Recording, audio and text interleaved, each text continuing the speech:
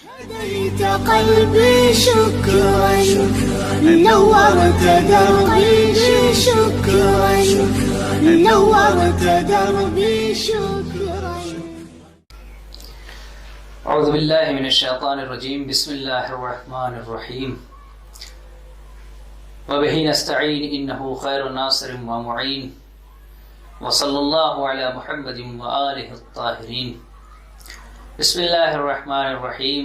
قال الله تبارك وتعالى في القرآن المجيد ذلك الكتاب لا ريب فيه. پانچواں پارہ موضوع تعارف ہے. خداوند عالم نے بہت ساری باتیں اس پارے میں ذکر کی ہیں جن کو بطور خلاصہ اپنے معزز ناظرین تک پہنچانے کی سعادت حاصل کر رہا ہوں. چوتھے پارے سے متعلق اور اس کے استمرار میں سورہ النساء کی 24ویں آیت میں پروردگار عالم نے ایک بہت ہی اہم موضوع کو ذکر کیا ہے. وہ موضوع ہے متع، جس کا ذکر پروردگار عالم نے سورہ النساء کی 24ویں آیت میں کیا اور اس کی اجازت دی. زمانے پیغمبر تک یہ چیز جائز رہی، اگرچہ اس کے بعد خلیفہ دوم نے اسے حرام قرار دے دیا، لیکن مذہب تشیع میں یہ چیز کل بھی تھی اور آج بھی ہے.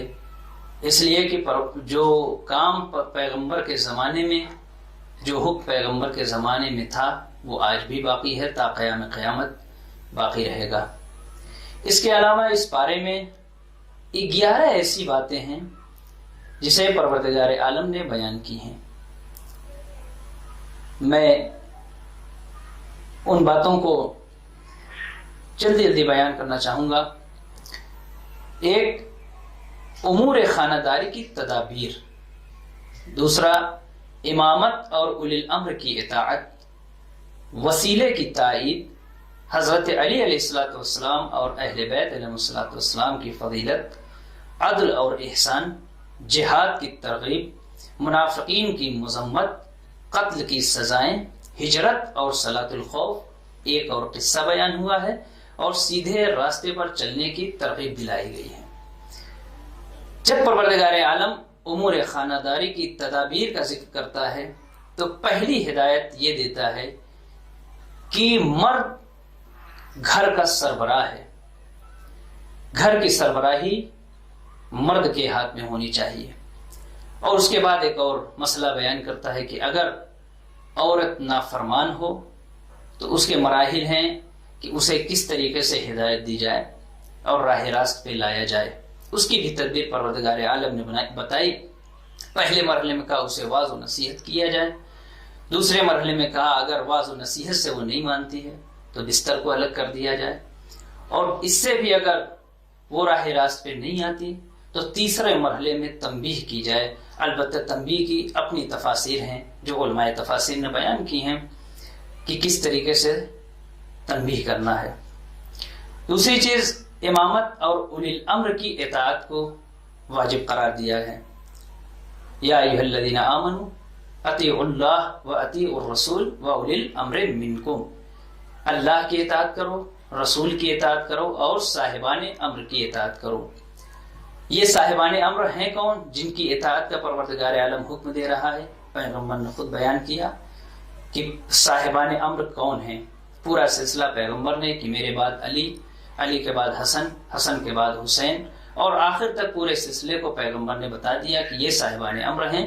اور اہل سنت حضرات کی تفاسیر میں بھی یہ بات ذکر ہے کہ صاحبان امر معصومین علیہم الصلاۃ والسلام ہیں جو نسل پیغمبر سے ہیں. تیسری چیز، وسیلے کی تائید کی گئی ہے کہ پیغمبر کو وسیلہ قرار دو بارگاہ الہی تک پہنچنے کا.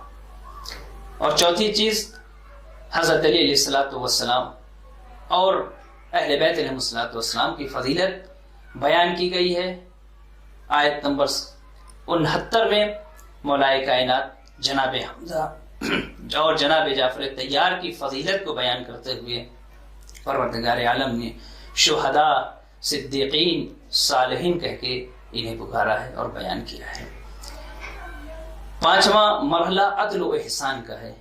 پروردگار عالم نے عدل کی طرف تاکید کی ہے اور کہا ہے کہ عدل و احسان سے کام لو۔ انسان کی ایک فردی زندگی ہوتی ہے، ایک اجتماعی زندگی ہوتی ہے۔ فردی زندگی میں بھی انسان کو عدل و عدالت سے کام لینا ہے، اور اجتماعی زندگی کو بہترین بنانے کے لیے، بلکہ یہ کہوں کہ اگر کسی کو جنت نما معاشرہ بنانا ہو تو اسے عدل کا دامن تھامے رہنا ہوگا۔ یہی عدل ہے جس کے ذریعے سے انسان بہترین معاشرے کی تشکیل دے سکتا ہے اور بہترین معاشرہ بنا سکتا ہے۔ اس کے بعد جہاد کی ترغیب دلائی گئی کہ جاؤ میدان جنگ میں لڑو اور جہاد کرو، اور ڈر کر گھروں میں نہ بیٹھو۔ کیوں؟ اس لیے کہ نہ جہاد میں نکلنا موت کو یقینی بناتا ہے اور نہ گھر میں رہنا زندگی کی تحفظ کی ضمانت ہے۔ پروردگار عالم نے مسلسل حکم دیا ہے کہ جہاد کے لیے نکلو، ترغیب دلائی ہے۔ اس کے بعد منافقین کی مذمت کی ہے اور صاحبان ایمان کو متوجہ کرایا ہے کہ اے صاحبان ایمان، ان سے پرہیز کرو اور ان سے خبردار رہو، اس لیے کہ منافقین یہ چاہتے ہیں، جن کے دلوں میں نفاق ہوتا ہے، کلمہ لا الہ الا اللہ صرف زبان پہ ہوتا ہے لیکن دل کفار و مشرکین کے ساتھ ہوتے ہیں۔ خبردار کی ہے پروردگار عالم نے، ان سے بچو اور خبردار رہو۔ یہ کیا چاہتے ہیں؟ یہ تمہیں اپنے جیسا کافر بنانا چاہتے ہیں۔ اس کے بعد جو ایک اور محور اور اہم گفتگو ہے جسے پروردگار عالم نے بیان کیا، وہ قتل کی سزائیں ہیں۔ قتل کی سزائیں بیان کرتے ہوئے بڑا سخت لہجہ ہے جو پروردگار عالم نے استعمال کیا ہے کہ اگر کسی مسلمان کو کوئی جان بوجھ کر اور اس کو مستحق قتل سمجھتے ہوئے قتل کر رہا ہے تو جہنم کی آگ میں ہمیشہ جلتا رہے گا۔ یہ لہجہ ہے پروردگار عالم کا۔ نہ جانے آج کی فکر، داعشی فکر جو آج معاشرے میں پروان چڑھ چکی ہے اور ہر طرف مسلمانوں کا قتل عام ہو رہا ہے، یہ فکر کہاں سے لی؟ قرآن مجید کی منطق تو یہ ہے کہ قتل سے پرہیز کرو، اور کسی بھی مسلمان کو اگر کسی نے قتل کر دیا تو وہ جہنم کی آگ میں ہمیشہ ہمیشہ رہنے والا ہے۔ اس کے بعد ہجرت اور صلاۃ خوف کا تذکرہ ہے، نماز خوف کا ہے۔ چونکہ جب پروردگار عالم نے جہاد کی ترغیب دلائی، اس میں ہجرت بھی کرنی پڑتی ہے، اور جہاد کے اور ہجرت دونوں وہ چیزیں ہیں جس میں انسان کو جان کا خوف ہوتا ہے، اس لیے پروردگار عالم نے نماز خوف کا بھی تذکرہ کیا۔ اس کے بعد ایک قصہ پروردگار عالم نے اس بارے میں بیان کیا ہے 5ویں پارے میں۔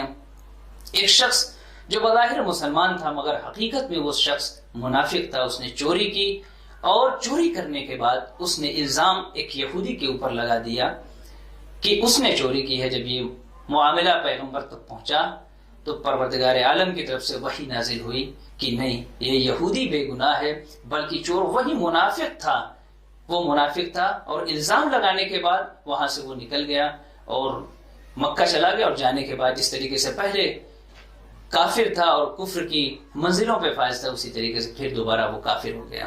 یہ ایک قصہ اس بارے میں پروردگار عالم نے بیان کیا ہے۔ اور آخری بات، سیدھے راستے پر چلنے کی پروردگار عالم نے ترغیب دلائی ہے کہ شیطان کی اطاعت نہ کرو، شیطان سے بچو، اس لیے کہ وہ گمراہ کرنے والا ہے، اس کی اطاعت کرو گے تو گمراہ ہو جاؤ گے، بلکہ ابو الانبیاء ابراہیم کی اتباع کرو۔ اس کے بعد عورتوں کے حقوق کو بھی بیان کیا اور منافقین کے لیے سخت عذاب کی پیشنہاد اور پیشکش اسی پارے میں پروردگار عالم نے کی ہے۔ یہ خلاصہ تھا وہ ان محوری بحثوں کا جسے پروردگار عالم نے پارہ نمبر 5 میں بیان کیا ہے۔ والسلام علیکم ورحمۃ اللہ۔